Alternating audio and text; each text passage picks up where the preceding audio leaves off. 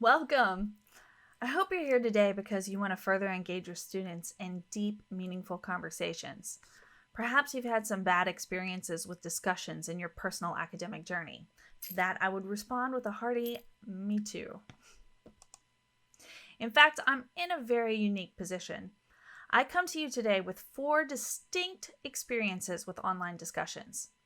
As a classroom teacher, I learned early in my career that learning management systems were priceless.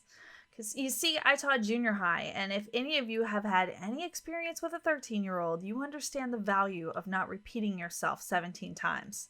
Insanity is a fine line when you deal with teenagers every day. You can also probably imagine the lessons that I learned when I decided to give these lovely students a forum to share their 13-year-old thoughts and ideas. But I'm also a student here at SHSU. And as a lifelong Bearcat, I have 2 degrees and I'm working on my 3rd from this fabulous institution. So I know firsthand how many people struggle with a discussion board because I am often one of them. And I'm also an instructional designer here at SHSU. And that means I'm the person professors call when they can't figure out why the discussion board isn't working, both figuratively and literally speaking. Finally, I work with teachers around the world to design engaging, interactive online courses. Of course, many turn to the lowly discussion board first because they assume that their students will just naturally embrace the community and creativity and collaboration that discussion boards inspire. So, as a teacher, a student, an instructional designer, and educational consultant, I've had a lot of experience with discussion boards.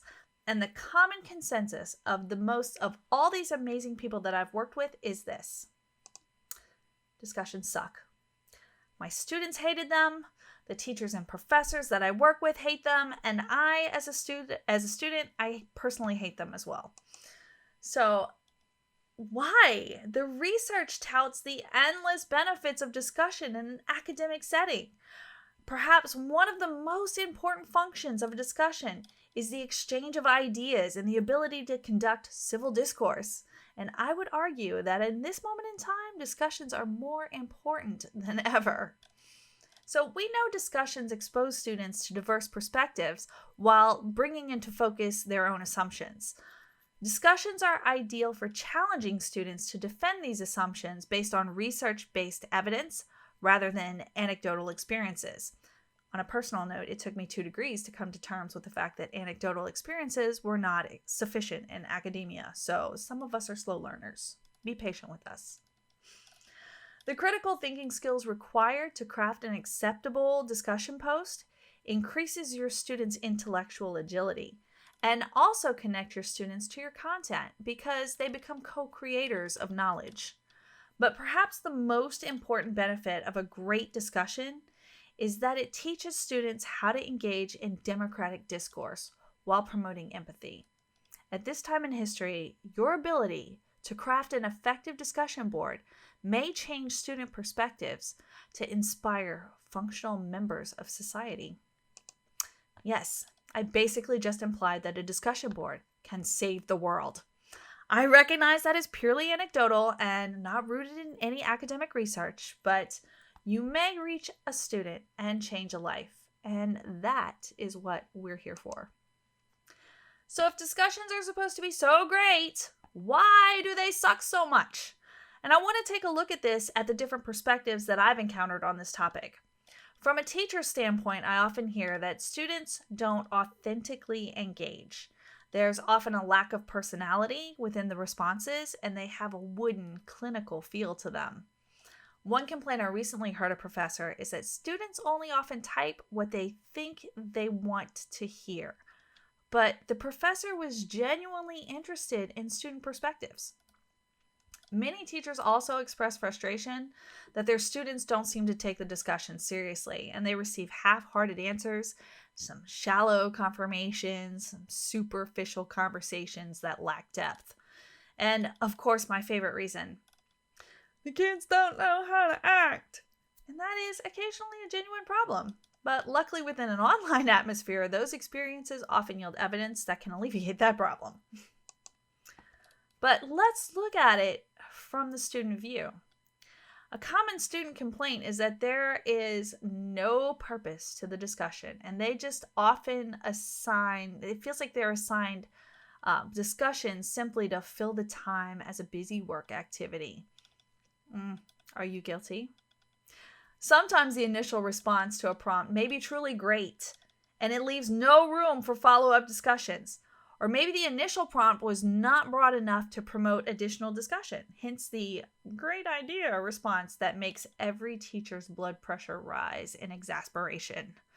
I mean, personally, I work with a brilliant cohort, and they are so specific in their responses that there's just nothing left to say on the topic. And we're pulling out a thesaurus to transform "I like your idea" into a full paragraph of academic language. Some students lack the confidence to write what they truly feel or what they truly think due to a genuine fear of repercussions, retaliation, or humiliation from their peers, or worse yet, from you. So that brings us to my perspective as an instructional designer. I often see that there's a disconnect between the student's idea of purpose versus what your intention was for the discussion board. You have to show students why this discussion is important in order to get them to buy into it. Which brings me to a very important point. If everyone is going to have the same answer to your prompt, that is not a discussion, that is a quiz. And you can quote me on this one. So before you set up a discussion board in your course, ask yourself, do I expect everyone to have the same answer to this prompt? And if self answers, why, yes, I do.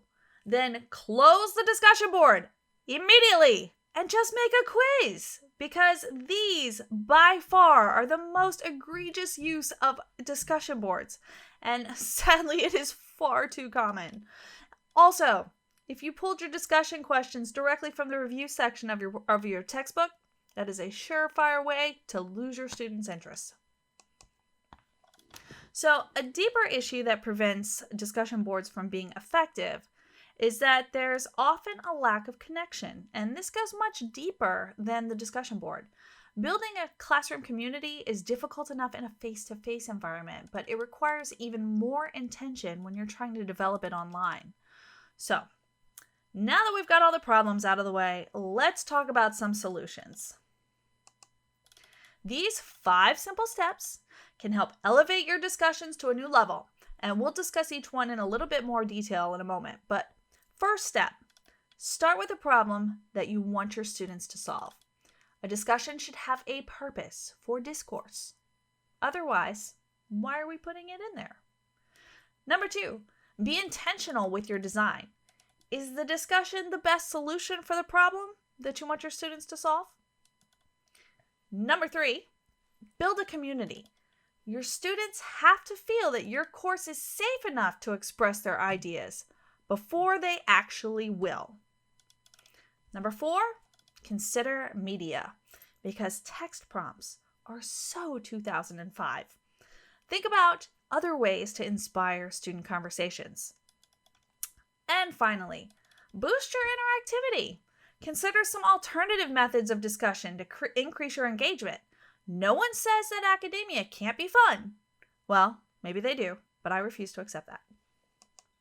So let's start with the problem. Why do you think your students need to come together in the first place? And if the answer is so that they will check off, I had the opportunity to work in groups on your semester evaluation, that is the wrong answer. Is that really what you want them to remember about your class? Think about your content for a moment.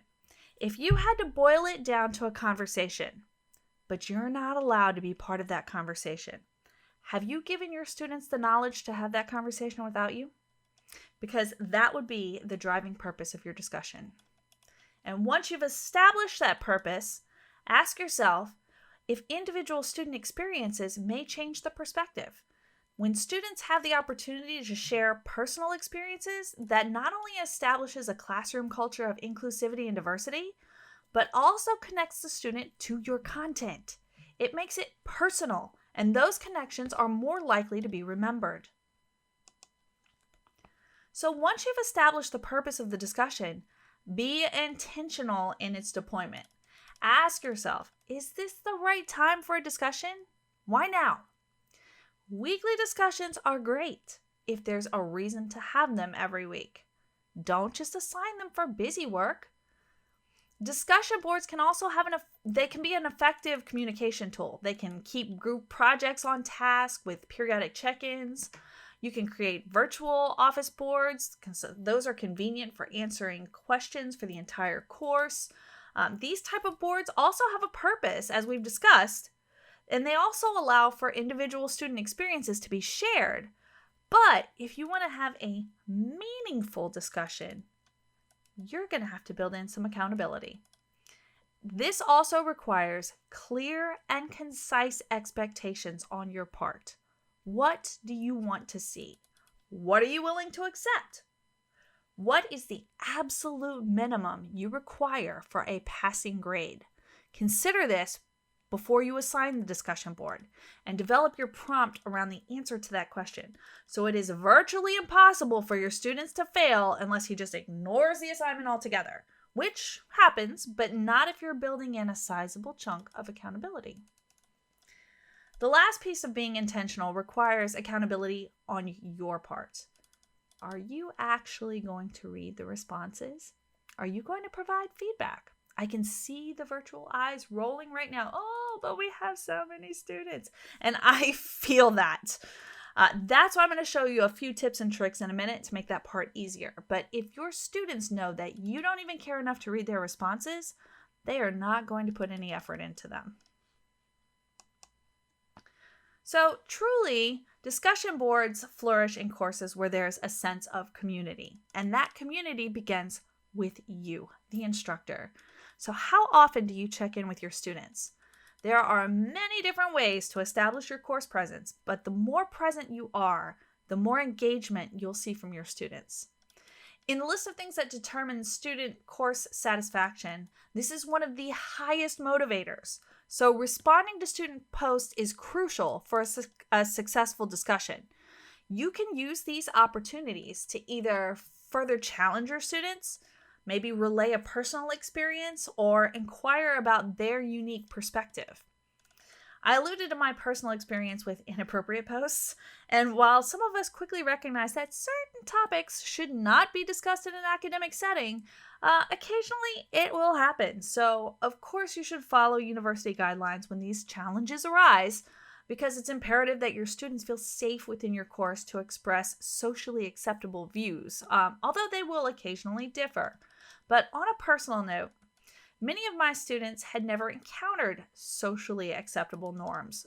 So I personally had to model what appropriate behavior looked like. So I would encourage you to explore the possibilities that those encounters create, because you just may change a student's perspective or show them how to act correctly in that situation. So while text prompts have their place, they are not exciting.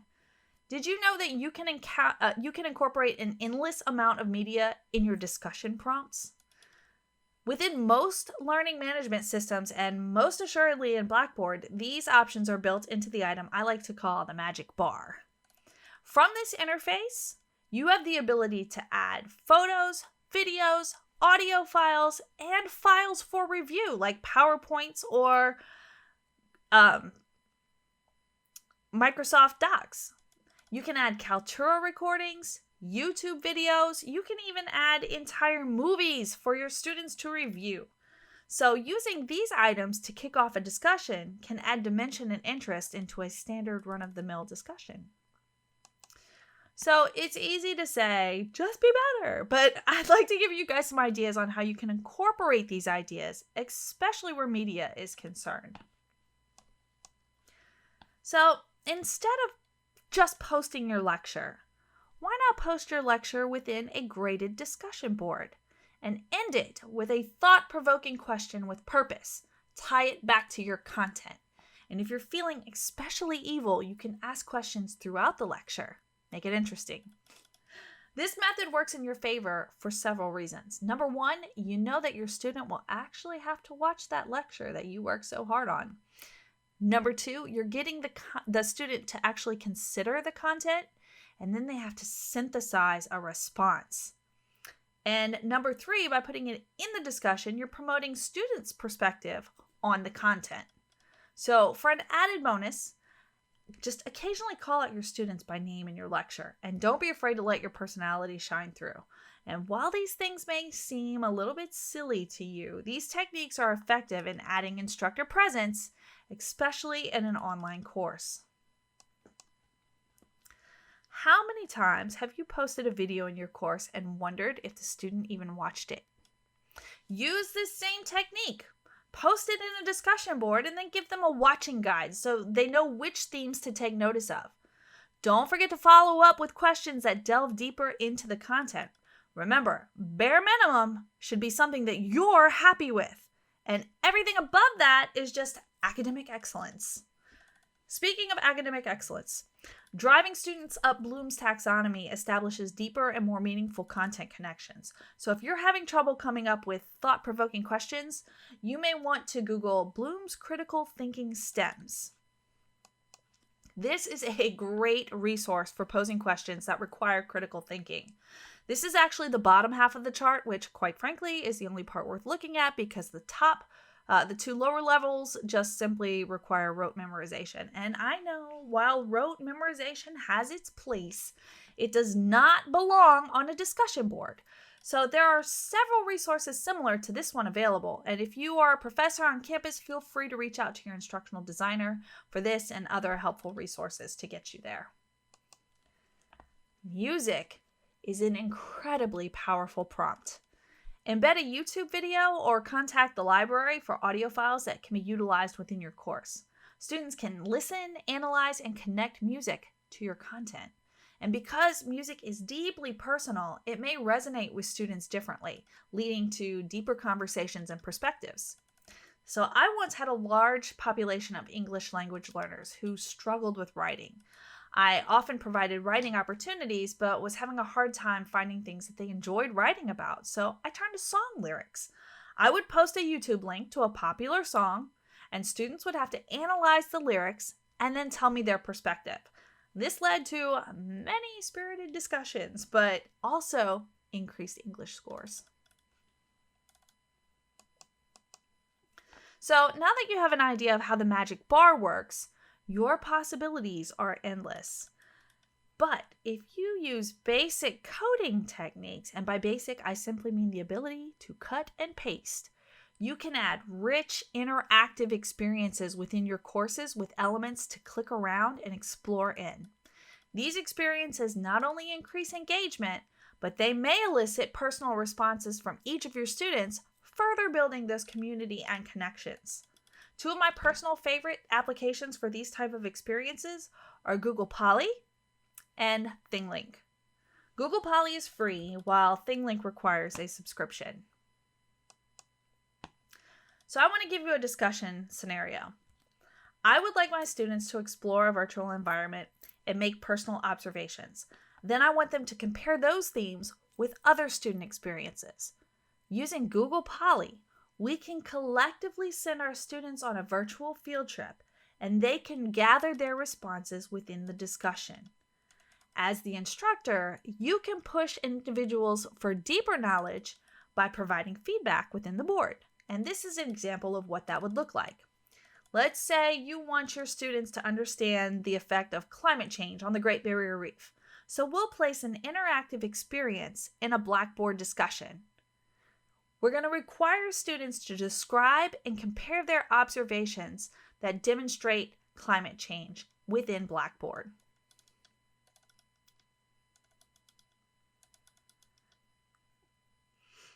Your feedback can encourage students to dig deeper. Feedback can encourage students to search for solutions outside of the ones provided. A common discussion misconception is that when you post the required number of posts, that you're just done with the board. Why not make a discussion board a running conversation for a longer period of time? There are absolutely no rules that say a discussion has to last a week. Another one of my favorite online activities is creating mysteries for my students to solve. ThingLink is a wonderful resource for that. ThingLink adds rollover functions to photos, which will allow you to overlay text, videos, and websites. So one year I was teaching theater lighting and I tripped across an amazing video of the Notre Dame Basilica in Canada. A theater lighting company produced a stunning laser light show within that church that I wanted my students to see. The light show used quite a few revolutionary techniques, as well as a few standard lighting items that we would cover in class. So I embedded a thing link within a discussion so that students could not only watch the video, but they could also see the church with natural lighting. And then I asked my students their hypothesis for the methods that the company used. They quickly realized that they didn't know the answer, and then they had to research new techniques, as well as several new lighting companies, to discover the answer. And the discussion board soon became a list of resources that the students would refer back to later in class. Do not forget to provide feedback, because even the flashiest of interactive items cannot compete with recognition from you. Who says that the answer has to be text? Students have access to the same magic bar that you do. That means a prompt could elicit a photographic response. Maybe a student could respond with a video. What if one student posts a recorded video to kick off the thread, and then other students respond with their own videos, which, by the way, is just Flipgrid. So can a student respond with an audio file, which is really great for students who have difficulty with the written word, like ELLs? The point is, where you can differentiate your prompts, you can also allow your students to differentiate their responses. Are you seeing a lot of, oh, that's a great idea, responses? Then tell students they have to use a method other than text to respond to the discussion. Require students to answer with a meme. Get creative. Just when you do, you'll watch your student engagement rise. This is also a good time saver for you. Remember we talked about this earlier? If you don't have time to sit down and type out all of this feedback, all you have to do is record audio feedback and then post it on the discussion for a quick feedback solution. If you have a voice recorder on your phone, just click, record, and then post that file for your student to get their feedback. So I hope you've thought about a few new ways to breathe some life back into your discussions. And as you move forward, I want you to remember 3 things. Number 1, some students are just not going to participate, no matter what you do. So remember to hold your bar to your lowest common denominator that you're willing to accept and take nothing less. Number 2, feedback is crucial for a thriving discussion forum. So if you're not willing to put the time into it, consider some other instructional methods. And number 3, the most important thing that you can do is just be present in your course. Thank you so much for taking time to watch my presentation today. My name is Christina Zintek. I am at SHSU Online, and if you have further questions or if you just want to bounce around some ideas, feel free to contact me.